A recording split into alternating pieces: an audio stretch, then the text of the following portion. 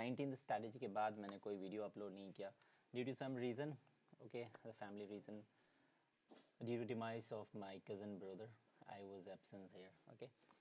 19th week वाली जो strategy मैंने अपडेट की थी, go and check once again. जब मार्केट आपको फेवर कर रहा था, जब आपको मार्केट फेवर नहीं कर रहा था, in all situation that strategy was into profit, उसको भी हम डिस्कस करेंगे बाद में। पहले यहाँ पे आज हम 20th वीक स्ट्रैटेजी और मोस्ट वोलेटाइल वीक की तरफ मूव कर रहे हैं। तो इस वीक में क्या स्ट्रैटेजी होना चाहिए? क्यों मोस्ट वोलेटाइल? क्योंकि इसी वीक में आपको कल तो मंडे क्या आपको सर्वे देखने को मिल जाएगा, उसके बाद फिर 10th को रिजल्ट है। इन बिटवीन आपको पता ही है यूक्रेन रशिया है तो चल ही रहा है, ठीक है। वॉर की न्यूज़ चारों तरफ है, क्या हो रहा है क्या नहीं हो रहा है, क्या क्या हो सकता है, एवरीवन नोज वेल। तो यूक्रेन रशिया तो चल ही रहा था, साथ में हमारे यहाँ पे डोमेस्टिक इवेंट्स जो 5 स्टेट के इलेक्शन उसके रिजल्ट आने हैं, ओके। तो अब इस वीक में हम क्या स्ट्रैटेजी प्लान कर सकते हैं? हमें कुछ ऐसी स्ट्रैटेजी प्लान करनी होगी जो वॉलेटिलिटी में हमें फ़ायदा देके जाए, क्योंकि अभी तक आपने जो वॉलेटिलिटी देखा लास्ट वीक जो थी, उससे पहले जो थी, बहुत हाई वॉलेटिलिटी थी। लेकिन what we are expecting is कि कमिंग वीक में वॉलेटिलिटी और ज़्यादा होना चाहिए।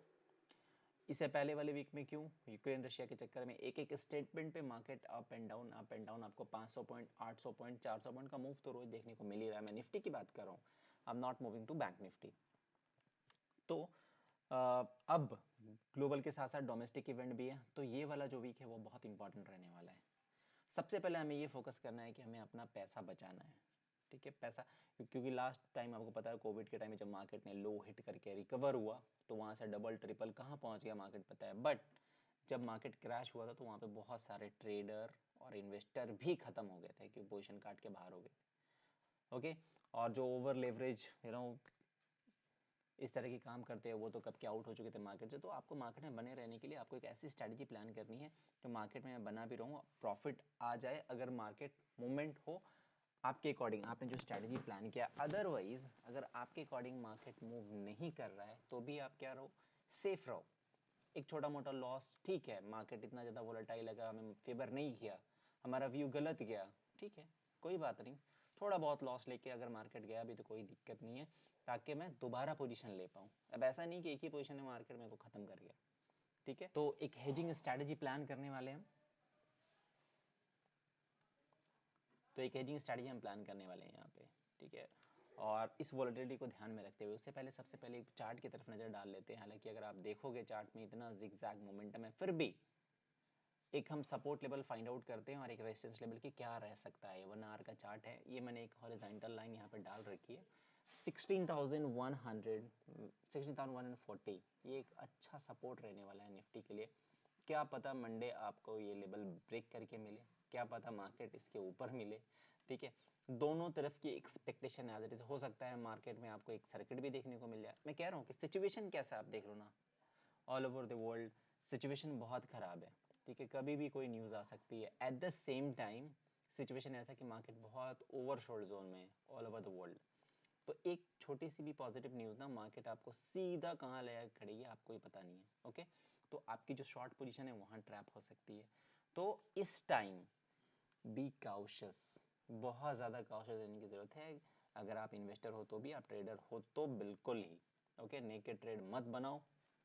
और मुझे ये लगता है कि मैं जो हमेशा से आपको कहता हूँ, not even single strategy I have given you without hedging. मैं हमेशा हेजिंग के लिए आपको प्रेशराइज करता हूँ, फोर्स करता हूँ कि हेजिंग पे काम करो, हेजिंग पे काम करो।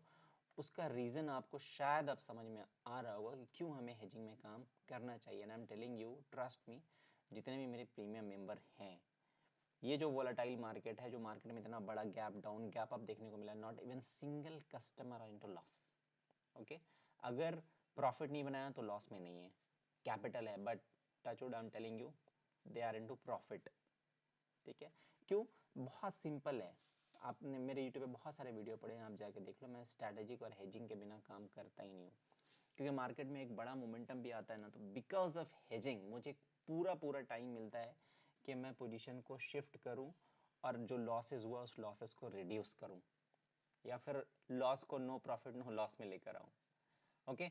तो फिलहाल आगे बढ़ते हैं, हम स्ट्रैटेजी की तरफ डिस्कस करते हैं कि क्या स्टडी प्लान करना है। स्टार्ट करने से पहले दोस्तों, अगर आपने मेरा चैनल सब्सक्राइब नहीं किया तो चैनल सब्सक्राइब कर लो और साथ के साथ टेलीग्राम का लिंक भी मैंने दे रखा है आपको डिस्क्रिप्शन में, वो भी आप ज्वाइन कर लो ताकि आपको अपडेट्स मिलता रहे। ओके, इसके साथ साथ प्रीमियम मेंबरशिप ओपन है ना, आप चाहो तो वो ज्वाइन कर सकते हो, जहाँ पे आपको लर्निंग के साथ साथ अर्निंग भी बहुत अच्छी हो रही है। ओके, डजेंट मैटर मार्केट कितना वोलेटाइल है, स्ट्रैटेजी भी सीखने को मिल रहा है। ओके, साथ में अर्निंग भी हो रही है। So you can be a part of our premium member along with this.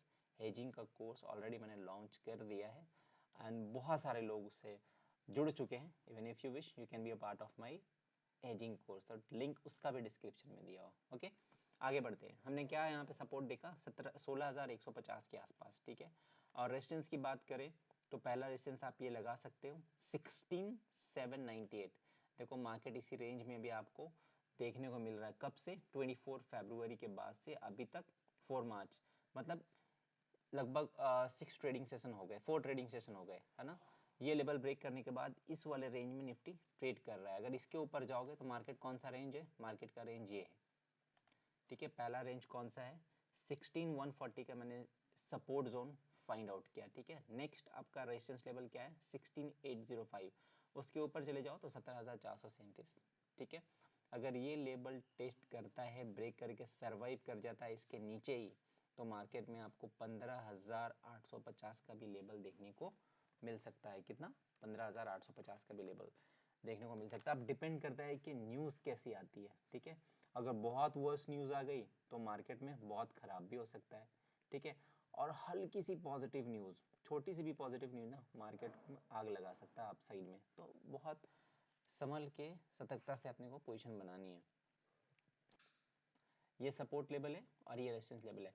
अब साथ में एक चीज़ मैं आपको बताऊं, एक एक दिन का भी आप मूव देखोगे निफ्टी में तो 400 पॉइंट बहुत इजी है निफ्टी के लिए। बैंक निफ्टी के लिए आप कह लो 1000 पॉइंट से 1500 पॉइंट बहुत इजी है, ठीक है। तो इस बार हम बैंक निफ्टी को अवॉइड कर रहे हैं अभी अभी सिर्फ हम निफ्टी फोकस कर रहे हैं, क्योंकि आपको यहाँ पे मूवमेंट मिल रहा है 400 से 500 पॉइंट का। ये सिंगल डे की बात कर रहा हूँ मैं, ठीक है।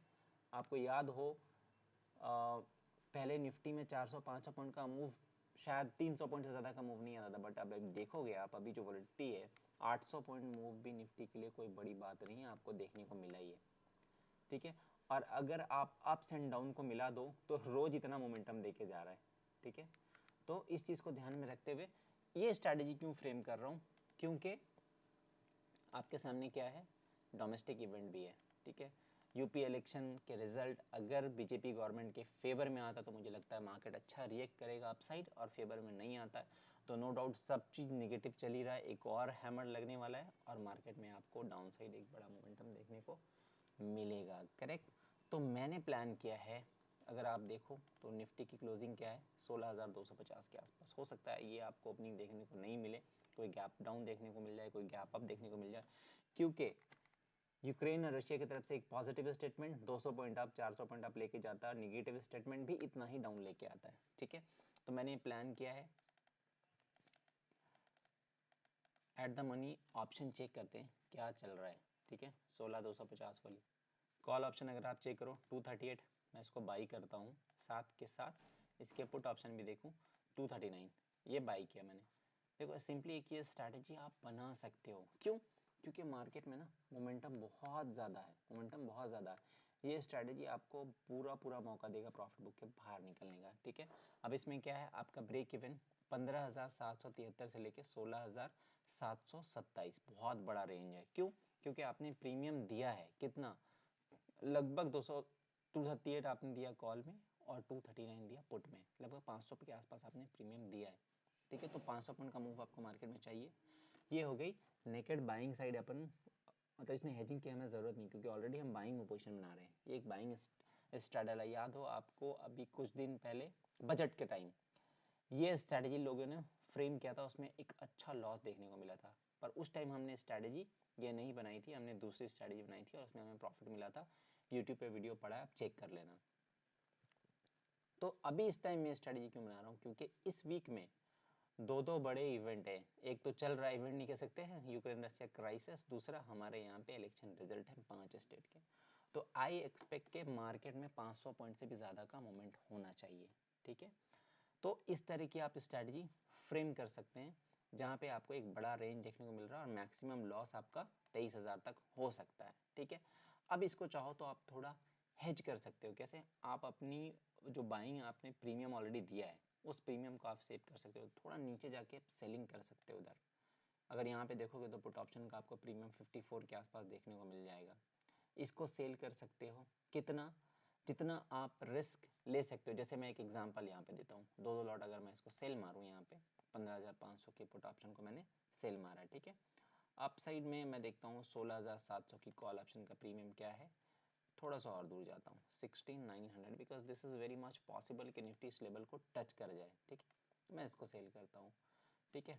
पुट साइड को थोड़ा और मूव कर सकते हैं, बस जस्ट टू टेल यू कि अगर इस तरह की स्ट्रैटेजी बनाते हो तो क्या हो सकता है, ठीक है। अगर यहाँ से देखो तो आपको रेंज कितना मिल जाता है, 15,000 से लेकर 17,200 तक, ठीक है। इन बिटवीन अगर मार्केट इन बिटवीन यहाँ पे रह जाता है 16,000 से लेकर 16,500, तो आपको यहाँ पे लॉस हो सकता है 10,000 के आसपास का, करेक्ट। इसको और आप हेजिंग डाल सकते हो अगर पोजीशन आप संभाल सकते हो तो, ठीक है। इसके लॉट्स आप बढ़ा सकते हो, बट आई टेल यू कि अभी इस तरह का टाइम नहीं है कि लॉट्स बढ़ाया जाए और ओवरनाइट इस तरह की पोजीशन कैरी की जाए, क्योंकि आपको पता नहीं यूक्रेन रशिया में कल क्या होने वाला है, ठीक है। आपको रेंज बड़ा मिल रहा है 15,200 से लेके 17,000, ठीक है। इन बिटवीन आपको 2-4 हज़ार का लॉस हो सकता है, बट अगर आप देखो तो ये वाला जो लेवल है, ठीक है, 15,200 और 17,200 के बाद आप नेकेड हो जाओगे। क्यों?